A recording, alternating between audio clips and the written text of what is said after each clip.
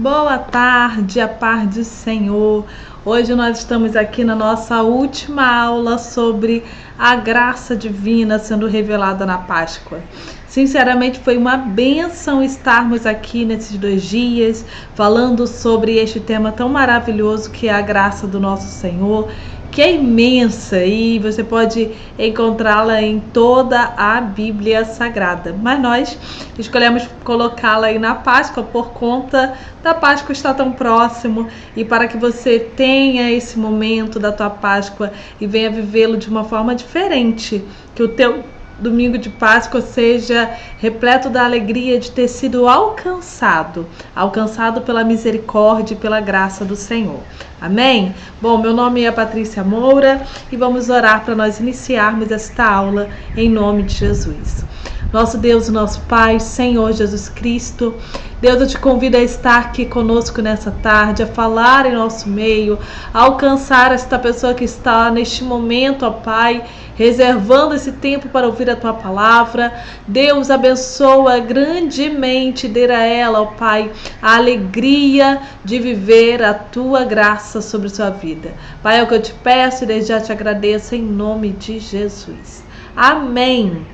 Bom, quem esteve conosco ontem, provavelmente está reparando que eu estou usando o mesmo slide de ontem, da instituição da Páscoa e seus símbolos. E por que eu estou fazendo isso? Porque agora eu vou estar apresentando esses símbolos, mas baseado na nossa Páscoa. Porque assim como Israel, nós também fomos alcançados pela graça do Senhor. Fomos alcançados pela misericórdia. E a nossa Páscoa também, ela traz uma mudança total às nossas vidas. E é sobre isso que eu vou falar. Lembram que ontem eu falei que a Páscoa passou a ser o ano novo do povo de Israel? Pois bem, na nossa vida não é diferente. Assim que nós recebemos Jesus Cristo como nosso Senhor e Salvador, nós também passamos a viver uma nova vida.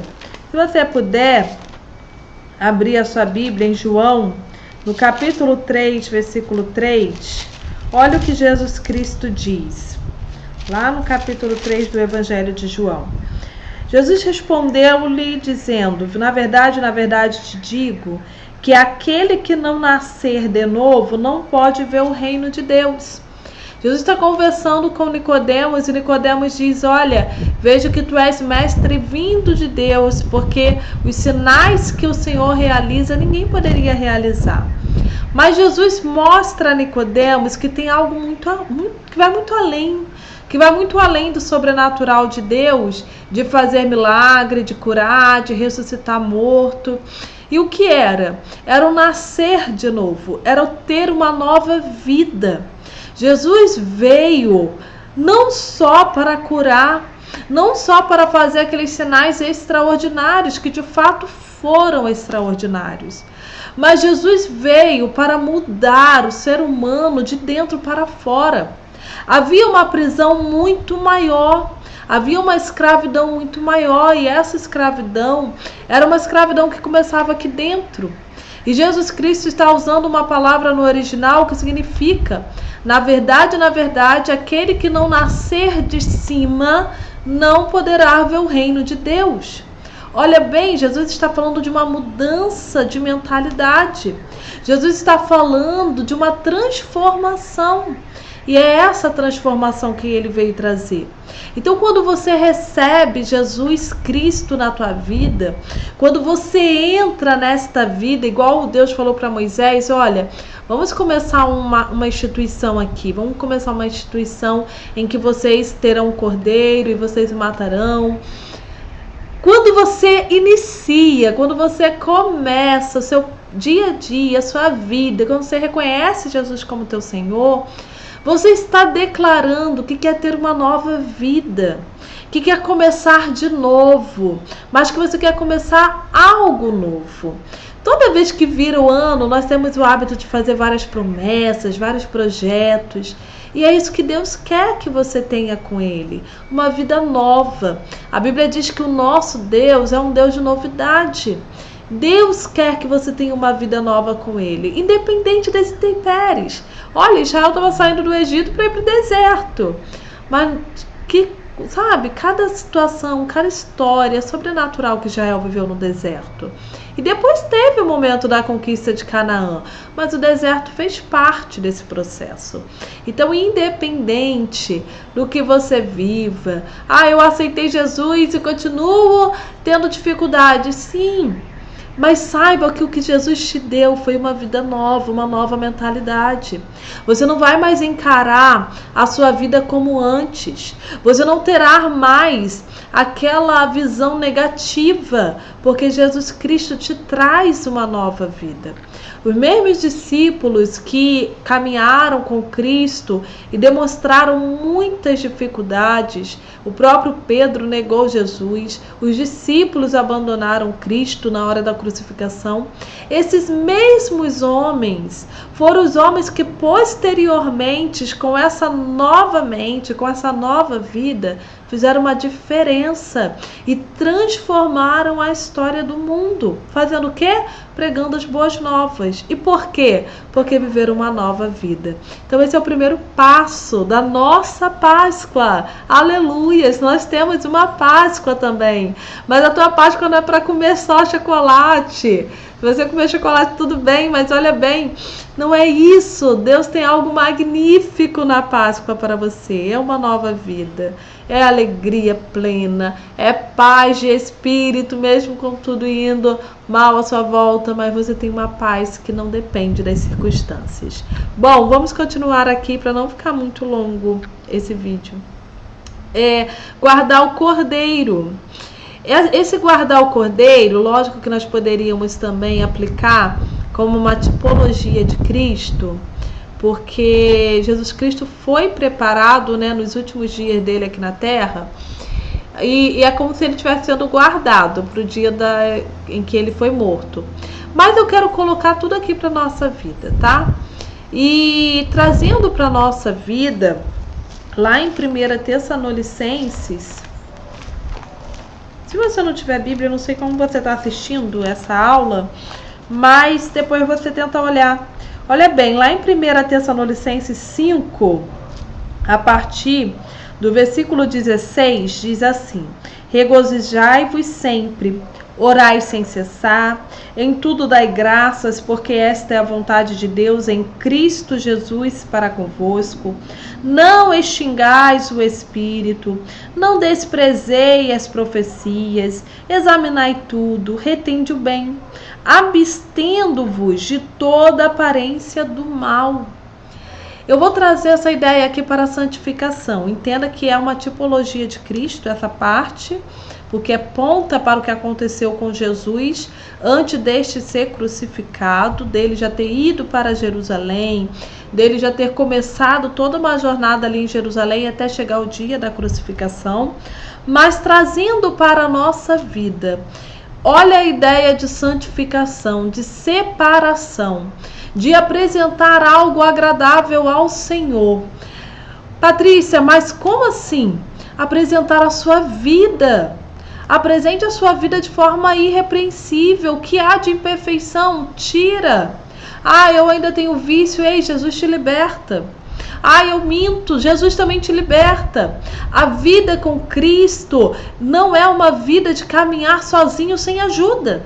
Ele deixou o Espírito Santo para nos ajudar. Nós, seres humanos, somos falhos. Nós, seres humanos, somos fracos. Paulo falou isso. Mas Paulo também declarou o seguinte: na minha fraqueza se aperfeiçoa o seu poder.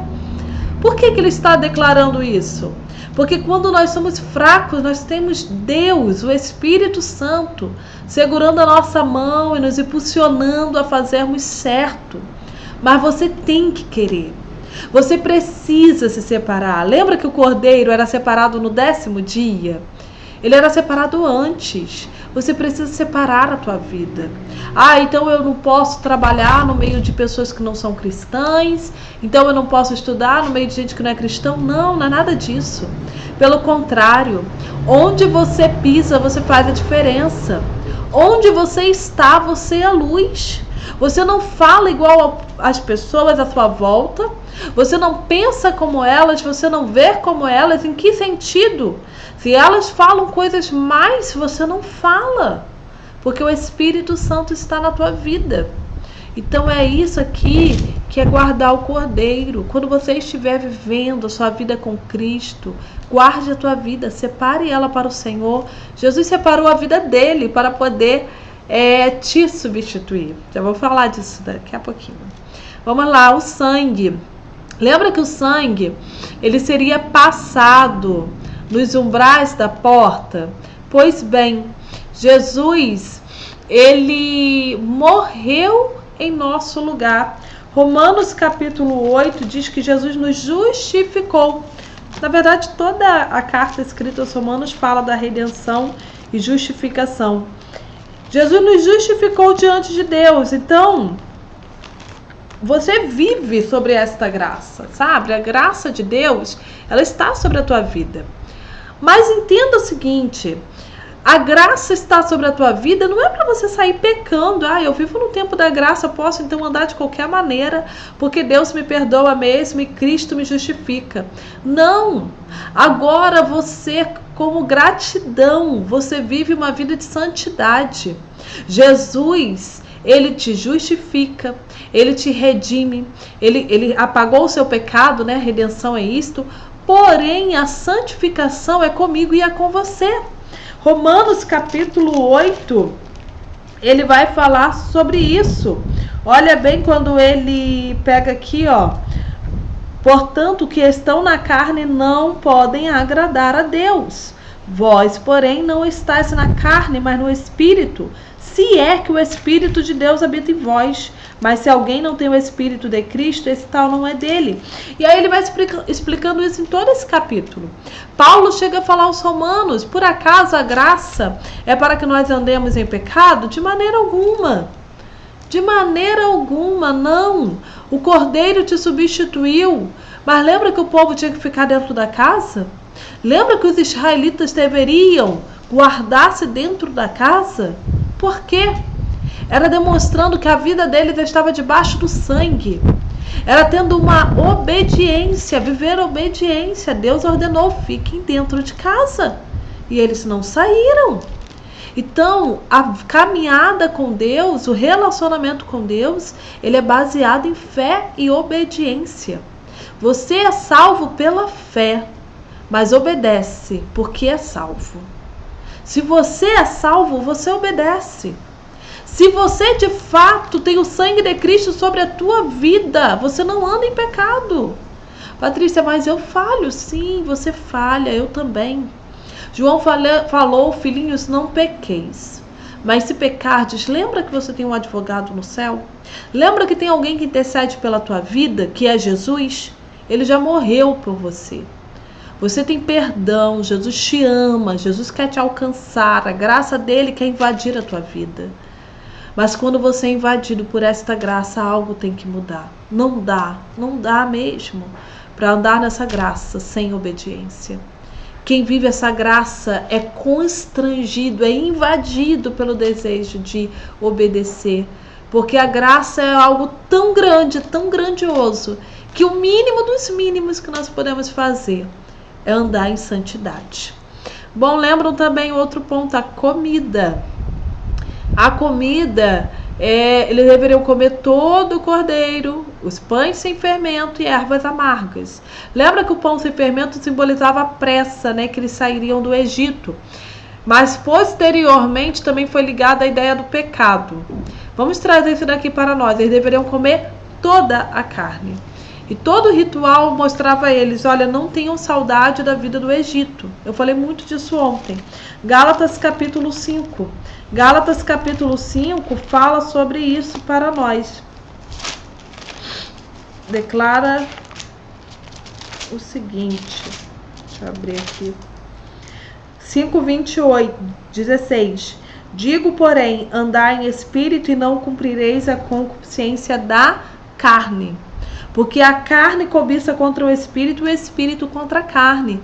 E vence aquele que nós alimentamos mais.